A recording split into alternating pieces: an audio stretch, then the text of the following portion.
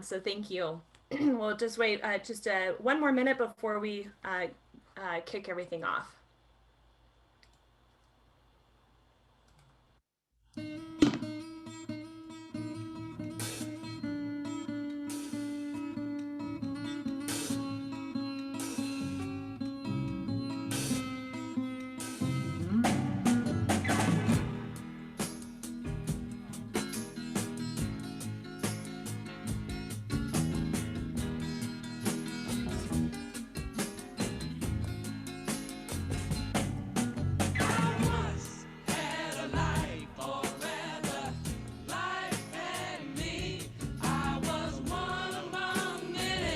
Okay. All right, Carly. Yep, if you can advance to the next slide. Thank you. Carly, I love your music. You are an old soul. Good morning and welcome, everyone. My name is Kim Woodworth, and I am the Operations Director for the Economic Development Council of Colorado. Just a few housekeeping items before we start. You've all entered into the webinar on mute for recording quality purposes. We encourage you all to ask questions from our presenters today and throughout the day. You can type them into the chat section at the bottom of your screen. And today's event is to educate, to bring new ideas and best practices forward. If you have any questions after this webinar, please send them to me. You can see my email address there in the slide. We will follow up after today's webinar with a link to the webinar and presentation. We will post it on both of our websites on our web pages dedicated to Economic Development Week. Next slide. For those of you who are new to EDCC and DCI, we are two nonprofit industry associations that support economic development efforts, commercial districts, and town centers. Since 1976, EDCC has been connecting Colorado communities, our members, and our partners to high quality educational opportunities and trusted resources, and advocate for sound policies and programs that support a vibrant economy and enhance quality of life for all of Colorado. Now in their 40th year, Downtown Colorado Inc., formerly Colorado Community Revitalization Association, has been committed to building better communities by providing core services to organizations and individuals engaged in downtown and commercial district development. EDCC and DCI have teamed up in numerous occasions in efforts to spread awareness on economic development related issues and core information. We have been meeting weekly since December to bring meaningful and actionable content to our constituents during this week dedicated to economic development. We have many of you returning today who have been participating all week. So you have all heard about our events and programming planned for 2021. For those that are new to us today, welcome. And we'll take time at the end if you're interested in learning more about how you can become more involved with our organizations. Now, without further ado, let's move on to today's programming. International Economic Development Week, hashtag EDW2021, was created by the International Economic Development Council, or IEDC, in 2016 in order to increase awareness of local programs and services that create jobs, advance career development opportunities, and increase quality of life among our communities. Over the span of 5 years, more than 450 campaigns have been created, generating millions of impressions, hundreds of news stories, blog entries, videos, events, and other activities. Cities, counties, and states recognized the week in past years through official proclamations, local community events, and informational campaigns online and through social media. The EDCC and DCI, along with our program partners, Colorado Office of Economic Development and International Trade, Colorado Department of Local Affairs, United States Department of Agriculture, Colorado Workforce Development Council, and the Economic Development Administration and IEDC have put together a week of activities, including local social media campaigns and educational webinars for everyone to participate in. It's our intention to help educate what economic development is and how it impacts or not impacts our communities, depending on the focus of that community and the realities of economic development. Colorado is known for innovation and our openness to adventure. Entrepreneurs are also adventurous by their unique skill sets, which prove vital in a recovering and shifting global economy. But entrepreneurs can't do it alone. It's essential that communities support the needs of the entrepreneurs by building strong and diverse entrepreneurial ecosystems. I'd like to introduce to you today our moderators, Catherine Carell with the Downtown Colorado Inc. and Wendell Pryor with the Chaffee County EDC. Kat, how about you go ahead and help us kick this off? Thanks, Kim. And thank you all for being here. We're really excited. This is kind of our big finale of content. Although tomorrow, as Kim mentioned, we will continue with additional programming, but not an event. I'm really excited about our speakers here today and to get to work with Wendell Pryor, who has been a great advocate for Chaffee County for a long time and a good friend. So as we look at, as we've been looking at this week of economic development, we started with really understanding who the partners were on Monday and diving into who the different partners are. It's a very complex network of partners working in economic development. Yesterday, we dove into the ideas of thinking about how the definition and the work around economic development may be changing.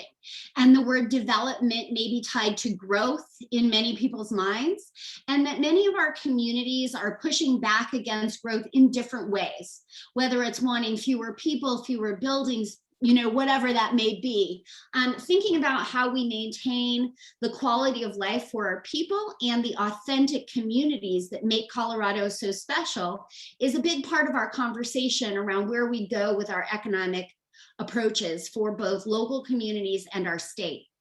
And today, I'm really excited to talk about the entrepreneurial ecosystem, but also how we look at that ecosystem as a larger system. So within each of our communities, having that ecosystem, and then how it relates to the environment around it, both the actual environment and the economic environment of our whole state. And so I'm excited to introduce Wendell Pryor, who will help me moderate this. And then we're going to kick it off with a video that'll talk a little bit about the entrepreneurial ecosystem. And we will jump in right away with Delaney Keating from Startup Colorado, who can talk more after the video. Wendell, would you like to say a few words? Sure. Thank you, Kat. And I'm honored to be a part of this group. And we had a guest pastor at our church a couple of months ago, and he came out fast and hot. So that was what he said he was going to do. So I'm going to do the same here real quick. First of all, I want to encourage everybody to get to know and work with Kat and Delaney. They really have been the shepherds, if you will, of this discussion around rural resilient entrepreneurial ecosystems. And I've just been one of the bozos on the bus, but they have been instrumental in our development here in Chaffee County, and they'll talk a little bit about that. Secondly, I do want to announce my retirement at the end of June. Some of you may know Jake Rashavy, who is the marketing director for Denver South. He's one of those people that made a pilgrimage, he and his wife and two kids, to Salida last year, and he has been announced as the new executive director of the Chaffee County Economic Development Corporation. So see, I told you it was going to be hot. And then the last thing is we are pursuing a DOLA grant for building up our ecosystem here that has three major elements that I'll leave you with. And we can talk more about it, and feel free to contact me or Jake or even our Central Mountain SBDC Director, Jamie Bilsbach. The three elements of the program we're going to propose for funding to DOLA are: number one, a micro accelerator program, an ideas fest and pitch competition, and a revolving loan fund. So those are the three legs of this stool we're going to continue to build upon with our ecosystem. But I'm happy to be just part of the. Was that hot enough? That was pretty hot. All right, so to save on time and make sure we have lots of time for discussion, we'll just go ahead and kick it off with our We have one video today. It's a relatively short video, but it's just looking at economic ecosystems. And congratulations, Wendell. You've done an amazing job with economic development in Chaffee County, and I'm really excited to see what your next life will be and to continue working with you. We'll go ahead and start the video and keep the conversation moving.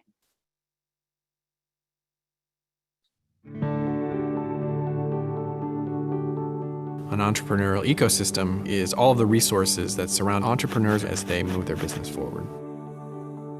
Ecosystem building is about getting those resources and folks in the community to work together by creating an environment of trust and collaboration, supporting big ideas, supporting people when they take risks, supporting people when they fail, creating that right culture that is ripe for entrepreneurial success.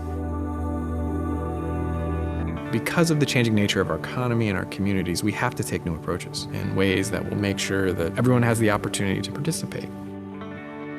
Traditional ways of supporting entrepreneurs looked at the individual parts of an ecosystem. Ecosystem builders take a systems view. They put entrepreneurs front and center in that system, and they say, how can I make our community more supportive of entrepreneurs of all types? So the role of an ecosystem builder is really a systems leader. It really takes leaders stepping up who care about the whole system and not just the individual parts of the ecosystem. Entrepreneurial ecosystem builders come from economic development, community development, libraries, universities. They come from different sectors. They could be entrepreneurs themselves. Anyone who cares about the success of entrepreneurs in their community.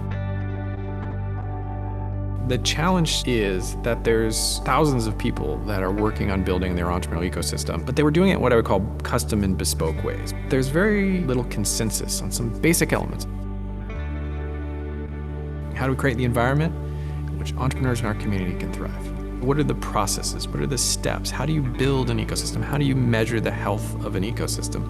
And I think as that practice of ecosystem building matures, it becomes more available to more communities. The only way we're going to figure out how to do this is to figure it out together.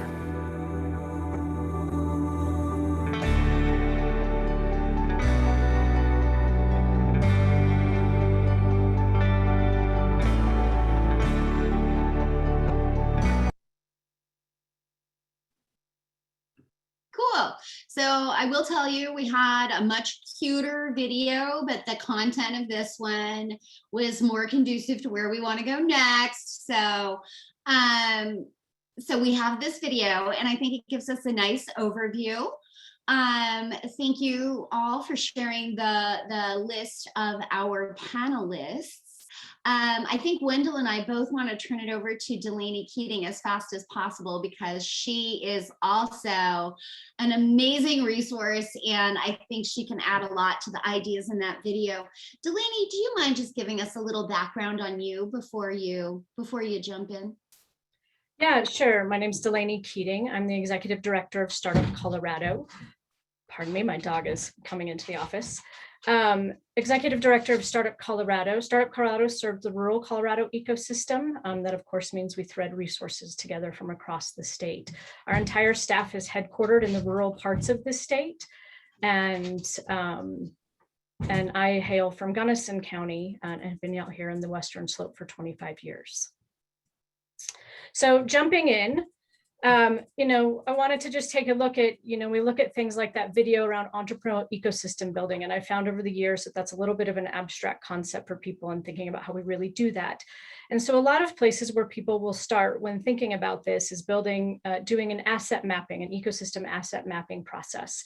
And this is an incredible place to start. And at Startup Colorado, we would say, yes, start here. Use a graphic like this and create a process to workshop yourself and your community in your organization through looking at the resources available through a map like this, different things like funders and mentors and educational opportunities, what's the human capital system look like? And this will help you get a real sense of your strengths and weaknesses in your ecosystem. But at Startup Colorado, in our approach, we've taken it a little step further because we recognize that it's our relationships that make the world go round. And so keeping the entrepreneur at the center of it, we needed to understand better how all these assets were actually interfacing. Next slide, please. So we've developed a bit of a game for how we think about how all of those assets fit inside of the ecosystem and how they play for the wins that we're actually going for.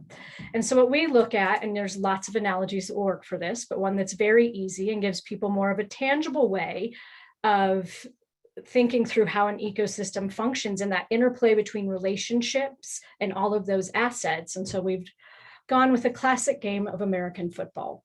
And if we look at the game of football, it works really well, because what we've got is you've got all the assets in play. And so who's on the field? It's the players and their team. It's the entrepreneurs. Who's the star with the ball? That's going to be your CEO or your founder. What's the ball? That's their baby. That's their idea that they're trying to bring to market. And their goal is to get it to that next milestone or to that touchdown, that ultimate vision of success.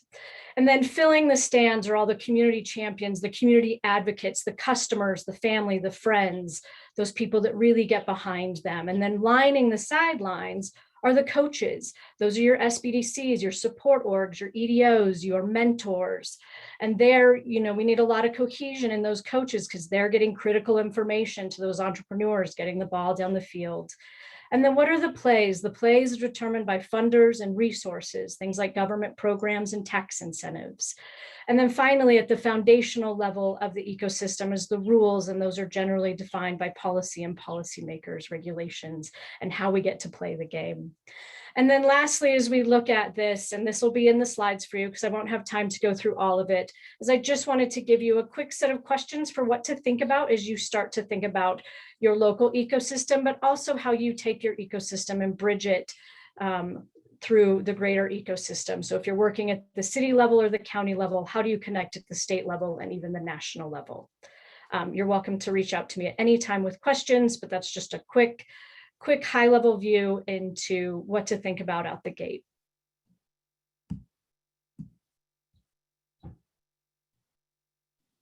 Wonderful. Thank you so much, Delaney. And so as you notice, we'll have polls. We're asking in the polls throughout this event, we'll be asking you similar questions that we asked our speakers to prepare. So we'll hear both from the participants and the speakers simultaneously on different topics. And I did notice that the top response there was sources of capital. Just Delaney, as somebody who works with a lot of startups, do you agree with sources of capital as the top need for startup? And are there other ingredients that you would propose as equally important to make innovation happen? And Wendell, I'll ask if you would like to chime in too. Yeah, absolutely. Sources of capital is always top of mind, right? And we know that especially for the rural ecosystem and for small business at large, diverse sources of capital is really critical at this time. I would argue with a long-term view at this point in time, small business policy is mission critical to the work if we're going to fix the foundation that we're building upon. And I cannot say that loud enough and often enough. And the other thing I will say, hearing from lenders and funders, the people who are at the helm of the capital, if you look at their view of what's most important, they would say support networks. Yeah, real quick, a couple of points. One is, I think sources of capital are critical, once you get beyond the 3 F's, right? Friends, families, and fools. But you also have to know what you're doing. A lot of entrepreneurs that have approached me have a great idea, but don't have a clue about a business plan, for example. And that's why we were fortunate with Delaney's help to land a small business development center here. And we also utilized 2 professors from the University of Colorado who I think have taken their show on the road, the 1 or 2 day road show on entrepreneurship. But I think those 2 things also go hand in hand. You need to have the capital, but you also need to have a solid business plan and understand what it is you're doing and have people question it, I think, along the way. And those resources are out there. Great. All right, just to keep things moving, I'd like to invite John Whitler from Ogallala Commons. This is a great partner that we've also been working with in some of our downtown Colorado work with Rocky Ford, but he works over a larger region, and it really is looking at community ecosystems and getting even a little bit bigger than the entrepreneurial ecosystem. John, do you mind telling everybody a little bit of your background just as you jump into your ecosystem building story? Sure. Well, thank you, Kat. Thanks, Wendell. Appreciate Kim's help as well, and just pleased to be here today. And always regret when I see that I'm on the list right after Delaney, because she's always a tough one to follow.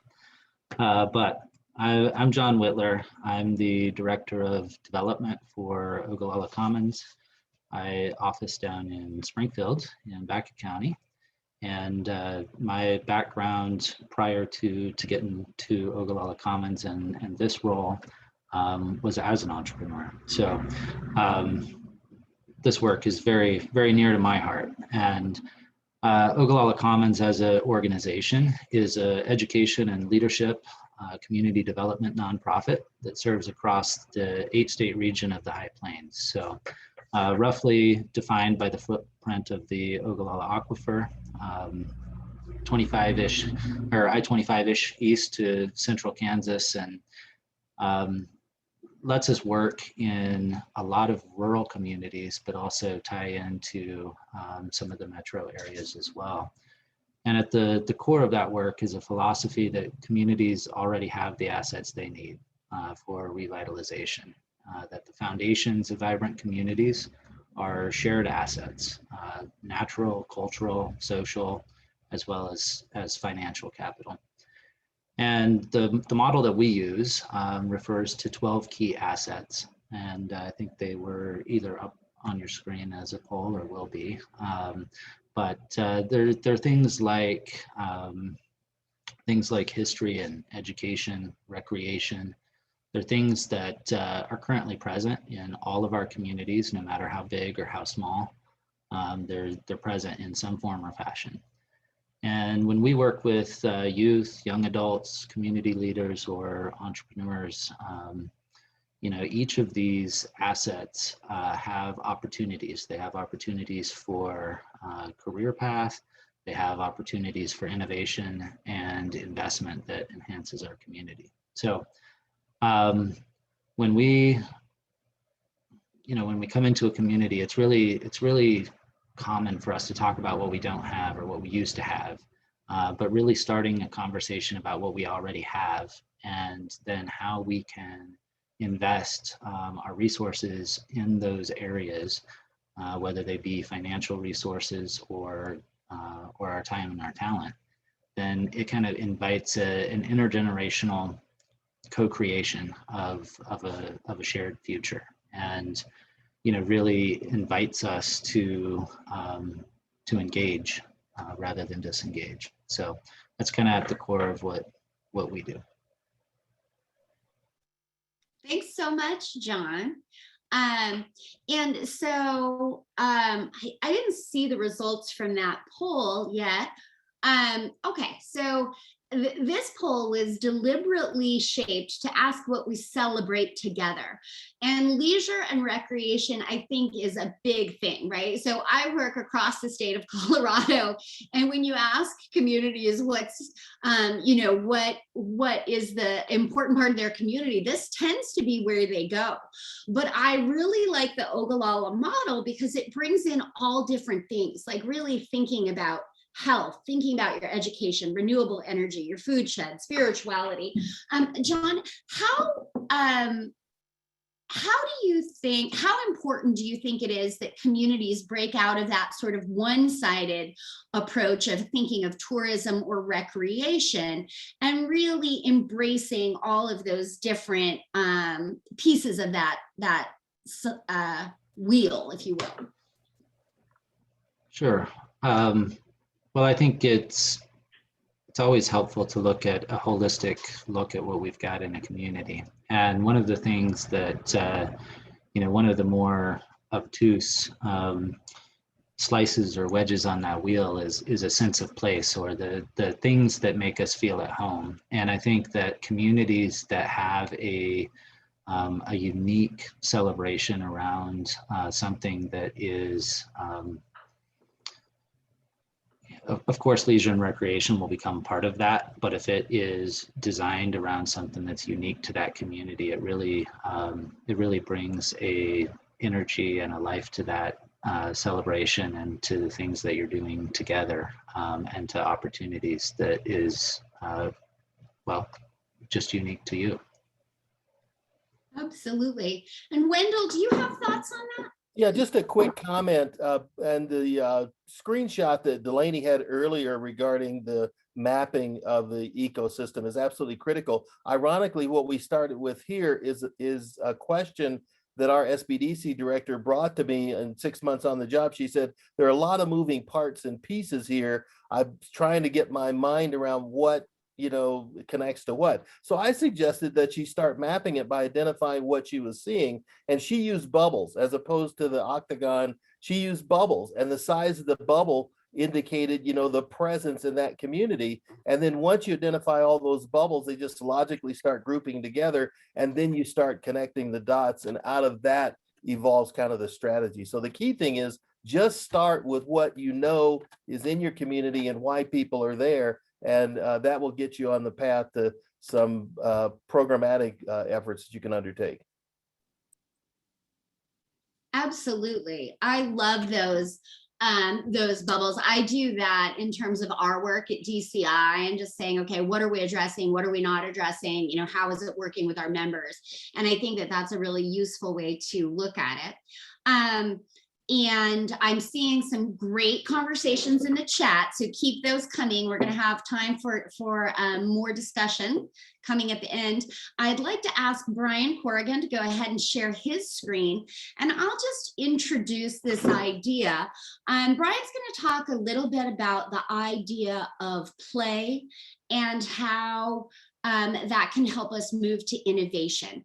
And I connect these ideas really by we're looking at that entrepreneurial ecosystem, the community ecosystem, and then the broader aspect of helping people get out of where they are into that innovation space. And Brian Corrigan is an artist and a partner to our work at Downtown Colorado Inc. He's been with us all over the state. And he really kind of helps to think outside of the box and to help us reshape where we are in our heads. So Brian, can I ask you to weigh in on this discussion? Yeah, so hey everyone, my name is Brian Corrigan, and I'm an entrepreneur and creative placemaking strategist working at the intersection of creative economy, technology, and community development. So these are a few of the clients that I've had and currently working with. Let's see if I can, there we go. So for today's discussion, I just want to really kind of frame creativity as problem solving. And so all creativity or all entrepreneurship is inherently creative. And also, I would like to just say that really, like, creativity is a natural resource that can come from anyone and any place, right? It's this new renewable resource. It's an energy source. Let's see. So what gets in the way of us being creative? Well, I would say that really it's fear that gets in the way of us, like, being our most creative self, right? So how do we really kind of go from our comfort zone and the fear zone that really blocks us from moving out of our comfort zone into a growth zone? So I like to talk about the other F word, fun, and how do we really transform fear into fun? Well, I think the one thing about fear, right, is that just from the brain science, fear really kind of makes our brain tense up, and it's like looking through a straw to find solutions. And no one's really had a good idea when they've been stressed out, right? So how do we get into this creative kind of mode? Well, it's through fun and playfulness. Play, research shows, increases curiosity, which is like a key component of creativity, right? And so through playful interactions and playful work cultures, we can go ahead and we can transform fear into fun and really increase creativity. So I want to just end right here on this quote from a very famous futurist, Jim Dator. He says, any useful statement about the future should at first seem ridiculous. And I love this because I think a lot of times when creative solutions are presented, most people go to, oh, that's not practical, right? And so the next time a creative solution is really presented, think about this quote, right? The more ridiculous it sounds, that's the path that we should be chasing. Awesome. Thank you, Brian. And I really like this idea because one, I'm often the one saying ridiculous stuff, but two, I think that it's so true. And when we see the ideas and the innovations that have come out of all different parts of our state, we are a very creative place, and we are able to come up with things that are remarkable. And part of why this talk was meaningful for me is I think that sometimes we get stuck in the serious mode. And in the serious mode, you are very much in that fear mentality, the fight or flight. And as we look at things like, mines closing down or transitioning major employers and major economic drivers through our state, I think that a lot of people are buckling down and tightening. And when you are tightened up, it's hard to let ideas flow, to let creativity flow.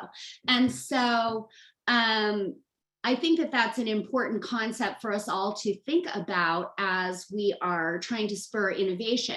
The question that we asked about where should we bring play, what are the places in our community, there was a pretty solid all of the above.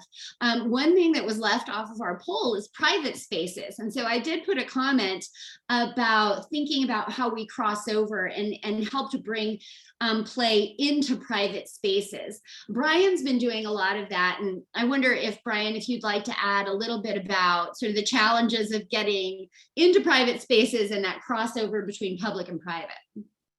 Yeah, well, I'm going to say this. I think it's just kind of interesting. One, just to comment off what you said about seriousness, right? Like, I kind of wonder, when did seriousness become the boss, right?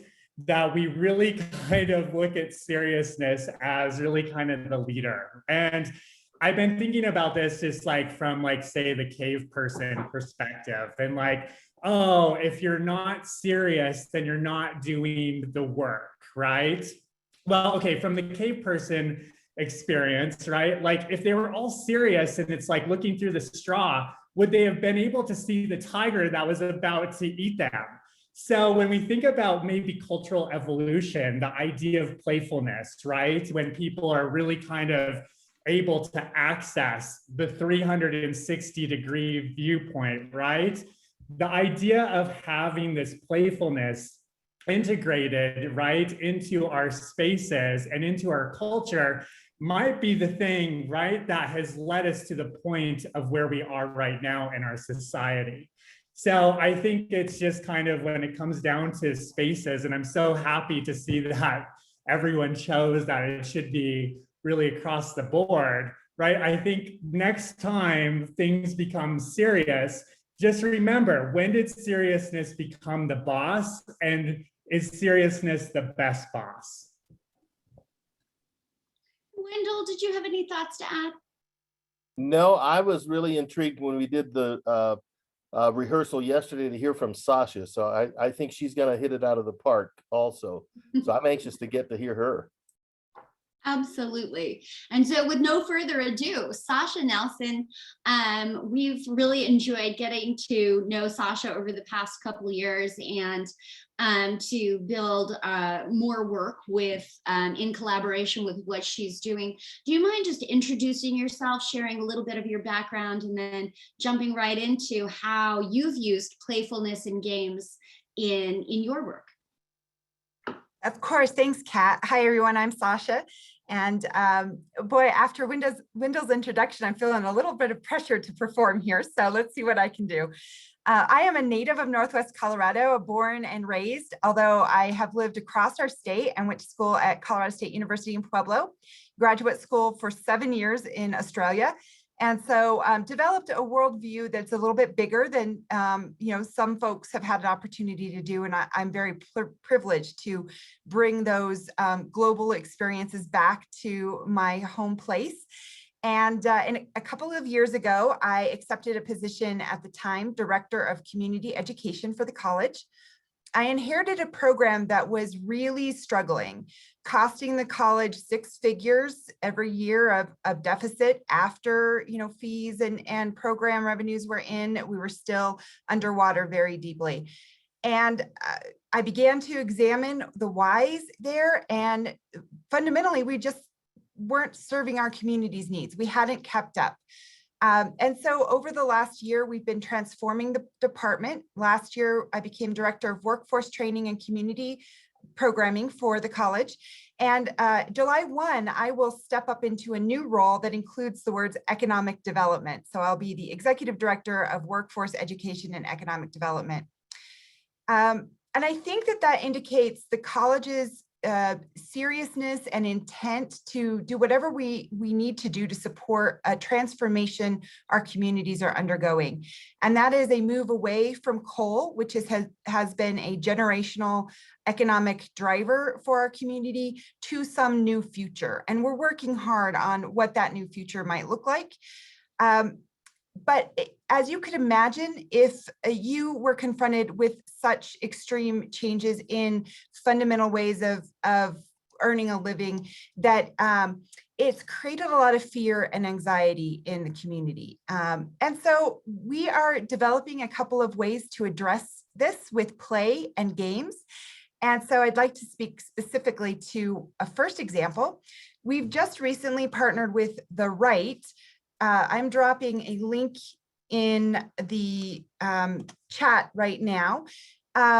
Something Independent was a nonprofit organization established a few years ago to help attract the outdoor industry to have the big conference in Denver and to really connect Colorado's amazing outdoor recreational resources with businesses that were headquartering mostly in Utah. And we thought, hey, we'd like some of that activity over in Colorado, and we think we're right for it.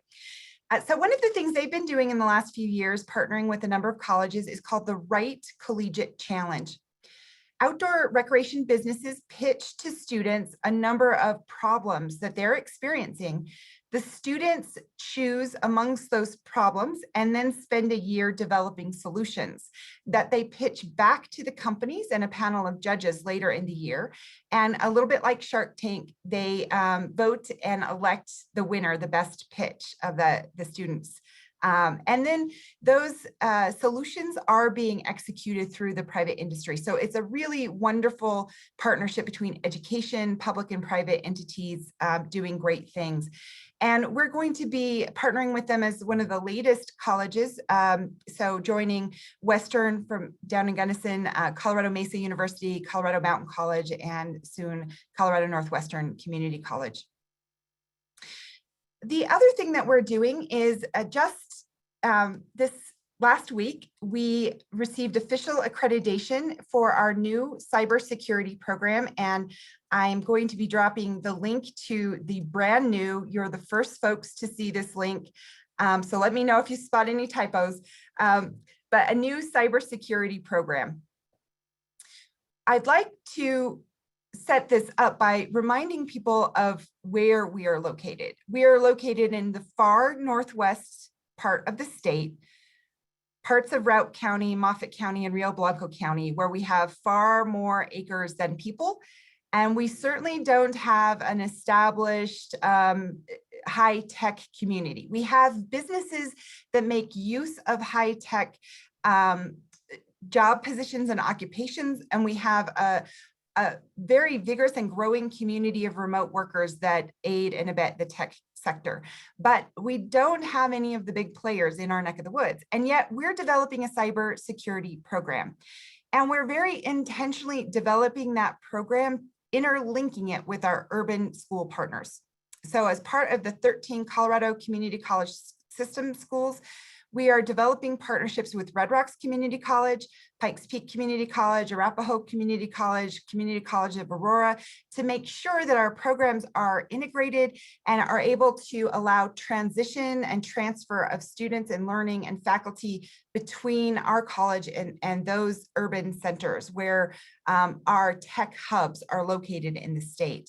And we're doing this in a number of really fascinating ways. We're coming together, all of us, along with our 4-year higher education partners, to develop a state-based cyber range where we can all get in there with our students and our professionals and play capture the flag tournaments, design and create virtual League of Legends, e-gaming and e-sports opportunities for everyone to participate in, and develop some healthy, fun relationships and learn a lot along the way. We would not be able to be successful in a cybersecurity program on our own. And we certainly, this gives us a way to interconnect in that virtual space with our urban partners. We're already doing this in our flight program, by the way. We have a flight program second only to the U.S. Air Force Academy. And in the last couple of years, we've been recognizing that Metro State has a huge number of people on their wait list for their flight program, and we had space in our flight program. So they're shipping their students to us for the first 2 years of flight training, and then we ship them back for their last 2 years to finish their bachelor's programs. It's a partnership that works. It's a partnership that is healthy for Colorado. It helps us achieve things that we wouldn't be able to do alone. And it makes sure that all of Colorado is tapping into the economic revolution that we are experiencing across the state. So I think I'll end with that. Kat and Wendell, back over to you. I just wanted to make 3 quick points. I said 2, Kat, but I want 3.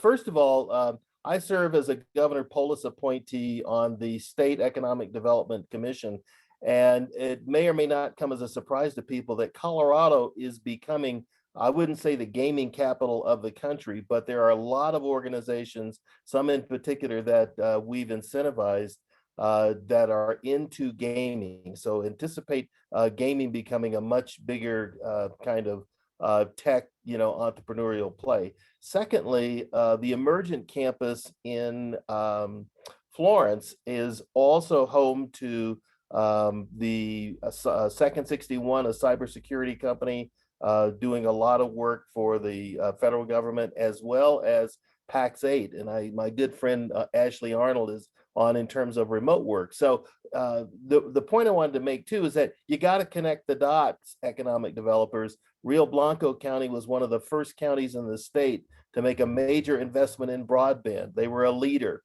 And so you've got to have that infrastructure as part of what you're doing. And then finally, on our weekly newspaper on Tuesday, they profile 2 remote working couples that had moved to Salida because of quality of life. So they're entrepreneurial in that sense, and they're there. You just need to find out, how you can create kind of that environment that flourishes and attracts more and more entrepreneurs. One other point, Arrowhead Solutions is a consulting company that specializes in helping entrepreneurs land government contracts, especially defense contracts. And so that's another resource that's available.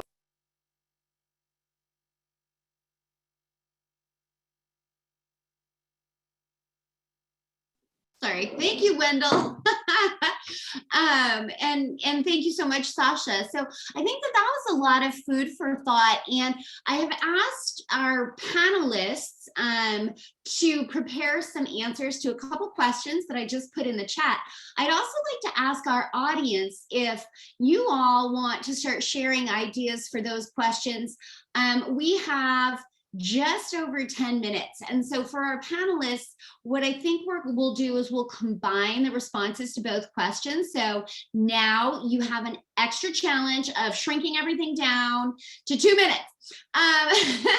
But I wanted to talk a little bit. So really getting at, what do we need to do? And are there ways that we can use play to bridge gaps in our state, to connect urban and rural in a way that will be both palatable and useful to both?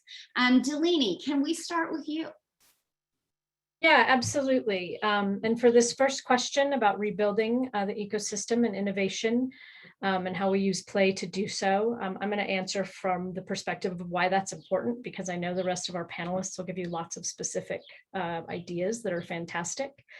Why I think it's important to use play and when we think about rebuilding and inspiring innovation is that when we talk about entrepreneurship, in lots of ways, we're watching our culture adapt the word entrepreneurial to talk about really its roots, which is creativity. And so what I think largely, if we look at the real core of the catalyst for why entrepreneurship is on the rise across the country, is that human beings are hungry to get back to their creative roots, and that makes them inherently human, right? That is that creative spark inside of us and that ability to innovate and to play. And so it's really important to start there and recognize that entrepreneurship really should pay homage to its roots in creativity. And when we talk about thinking entrepreneurial, we're really talking about our capacity as creative humans. And while creativity is the catalyst for the ideas and the innovations, the entrepreneurship is the mechanism that brings it to life. This is something I've had a lot of fun talking to Brian Corrigan about over the years in our friendship. So that's why creativity is so important in factoring that.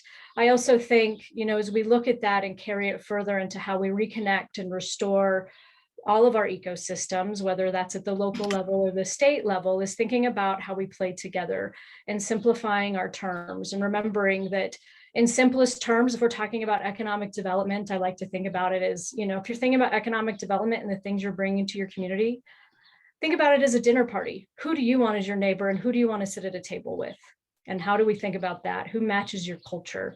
And additionally, as we come together as teams, is think about it in simplest terms that we're all really still children, even as adults, and we're all still playing in the sandbox together. So just opening up our capacity to be creative, tend to our culture, and honor that space. The one other thing I'll add for all of this that connects it all is the importance of bringing in the youth, whether that's rural or urban. The youth bring a unique perspective, and what I love about engaging the youth in our creativity and entrepreneurship initiatives is that we're then fostering really great minds for the college and non-college bound. So really thinking about how you're bringing in your high school students is what I speak to specifically there. And John Whitler can add great fodder about that. So thank you all. Awesome. Well, let's go to John. Right. Well, a couple of things about gamification and using play, I think, it kind of been touched on a little bit, but lowering stakes and de-escalating the stakes is really helpful when you're talking about using play, because I like to think about engagement when we talk about youth engagement or community engagement. Another word for engagement is risk. What are you willing to risk? What are you willing to invest as a resource? And when we're in a super serious conversation, it's a lot harder to take a risk. And so gamification really helps with that. And then the other thing would be when we play, it compresses our learning cycles, which rapid learning is really important, both in entrepreneurship and in life. And so if you think about an old-fashioned board game and playing the game of life, you compress a whole life into an hour. And so gaming allows us to learn lessons faster in a short amount of time in a place where there's a lot lower risk. And so we do that with our e-fairs, which are kind of like a science fair for entrepreneurship, for high school students to pitch ideas. Also get some investment like a Shark Tank round, using play to model what a community could look like. That's that's a helpful thing.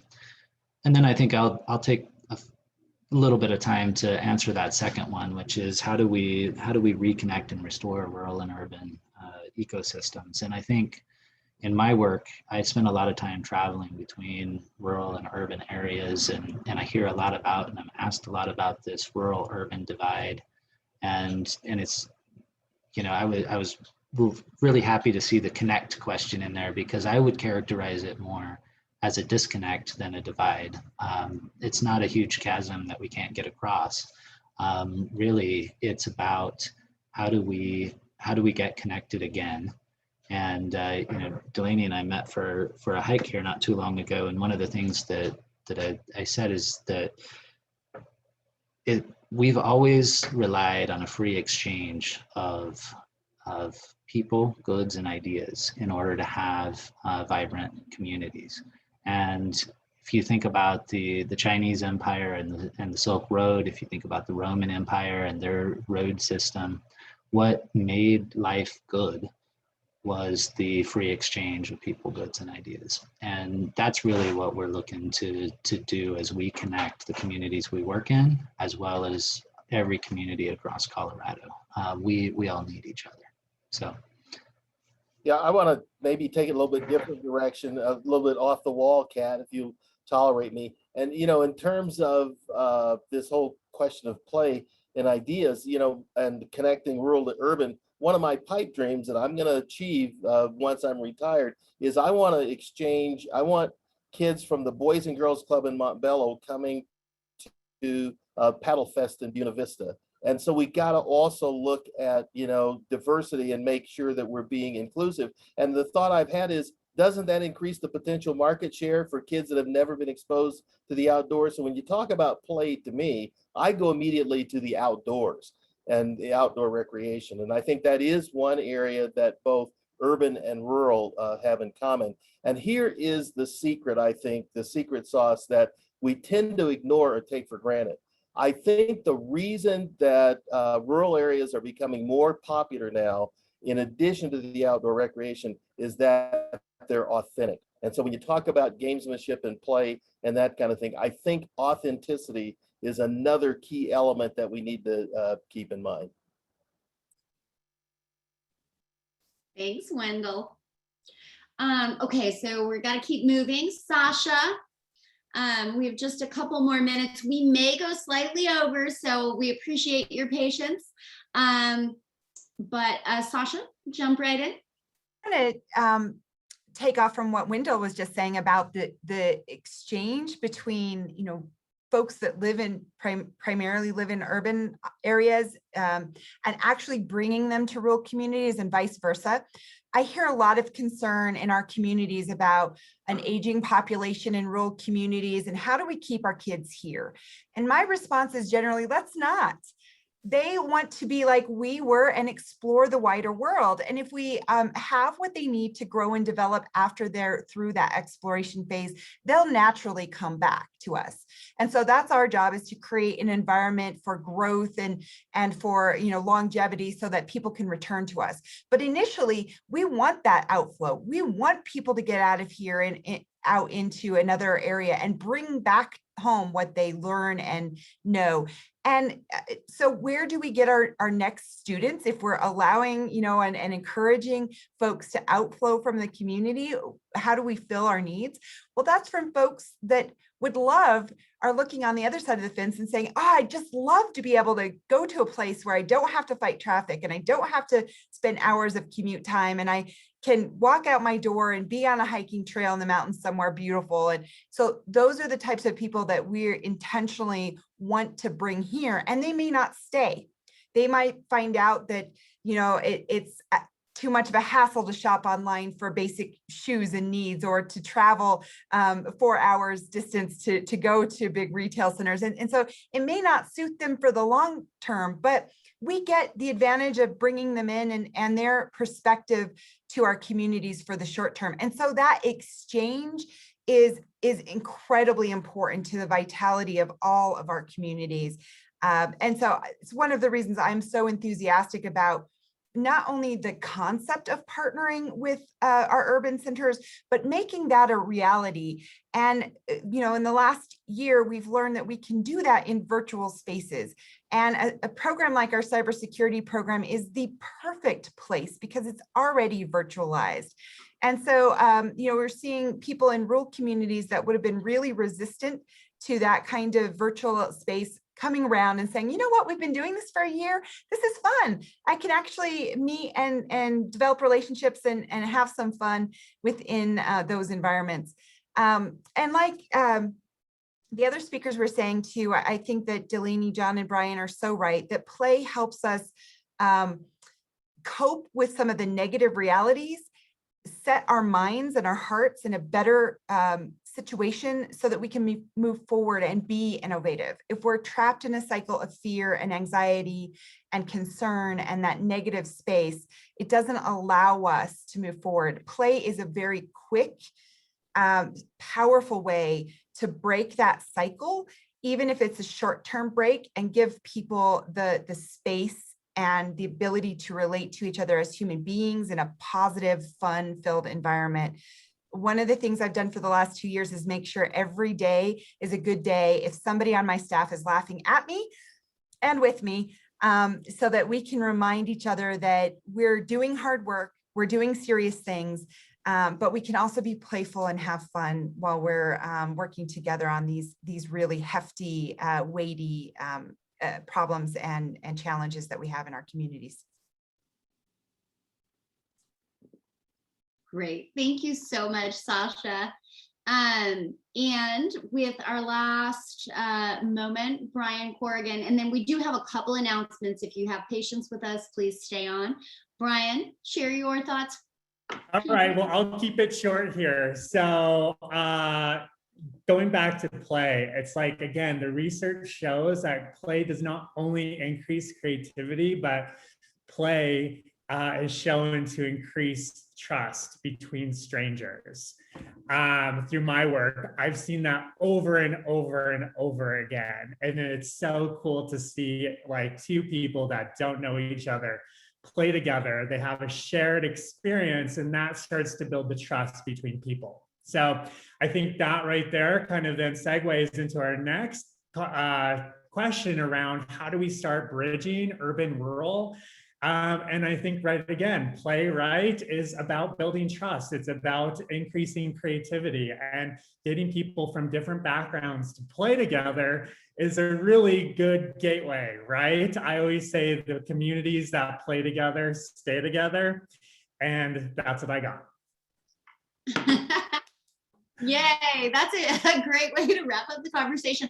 I really appreciate all of the comments in the chat, and we will be reviewing those and thinking about how to incorporate them. Kim has some other announcements that will include a short survey to get your feedback on our content, what we have done this week, and we would love to get you all chiming in on your benchmarks and how you measure success tomorrow. Kim, what are the other announcements that we have? Big thank you to all of our speakers. And thank you so much to all of our partners and sponsors. Kim, Yes. I'll turn it over. Thank you, Kat. And I wanted to thank Kat and Carly as well from DCI, who have been amazing partners. Carly is the one that's in the background, kind of directing everything, playing the music, making sure people are getting in and out and whatever. So thank you for all of your hard work, and Kat, our amazing relationship and partnership that we have been able to, cross those boundaries as well to bring everybody together and share this type of information. So thank you so much. And thank you to our speakers again today. You are all very amazing. I'm so excited to know that we have people like you in our ecosystem that are really making powerful movements within your area. Again, we can't say thank you enough to all of our program partners and sponsors who stand by our sides to help us get this information out. Without their help and assistance, we wouldn't be able to do what we do every day. And then if you wouldn't mind, Carly, to push this. Yes, so tomorrow we will be measuring our successes on social media. I think one of the things that economic developers forget to do in all of their hard work is sharing out all of those great anecdotes of all the great successes that they've had in their communities. And successes don't necessarily have to be just GDP and how many people you've employed in your community, but what are the new programs, just like what Sasha was saying, or having those fairs that are connecting our children to a larger audience, or what are, you know, some of those wins that we really want to be celebrating. And I think that if we celebrated more in front of our constituencies, you know, we'd have a better outcome. So tomorrow we are going to be celebrating just whatever that you're excited about, whatever programs that you've done. Please put that into our social media. You can follow us at hashtag EDW2021. Please don't forget to tag us at EDC of Co and at downtown COLO. And then Carly, if you wouldn't mind getting down to, oh yeah, that, there you go. And then next one. And next one.